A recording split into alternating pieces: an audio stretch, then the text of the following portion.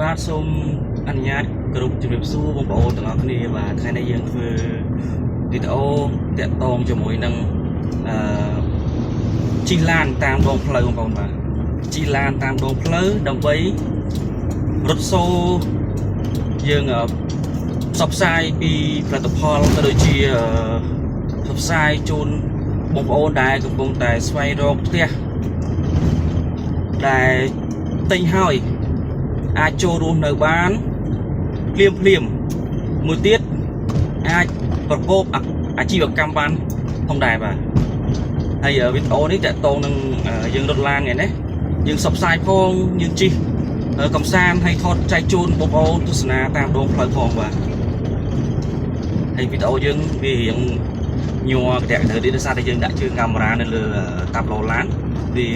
មិនសូវ smooth មិនសូវច្បាស់ល្អទេបងប្អូនបាទតែខ្ញុំនឹងខំប្រឹងនិយាយណែនាំ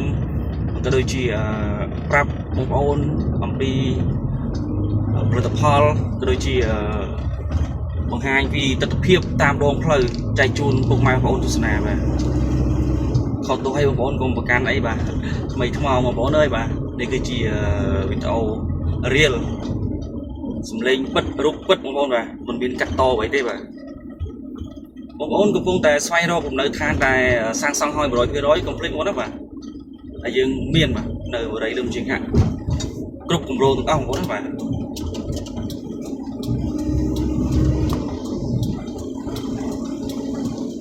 ហើយវីដេអូយើងចែកជូនបងប្អូនប៉ុណ្ណេះឯងបងប្អូនហើយបាទដោយសារតែយើងបើកលើផ្លូវយើងមិនអាច control និយាយផងបើកផងវាធ្វើឲ្យអារម្មណ៍យើងមិន smooth មិនមូលល្អទេបងប្អូនបាទអញ្ចឹងហើយយើងមានតែថតខ្លីៗចែកជូនបងប្អូនទស្សនាហើយចាំមើលវីដេអូក្រោយខ្ញុំនឹងថតបន្ថែមទៀតដល់សកម្មភាពខ្ញុំបាទអរគុណបងប្អូនបាទ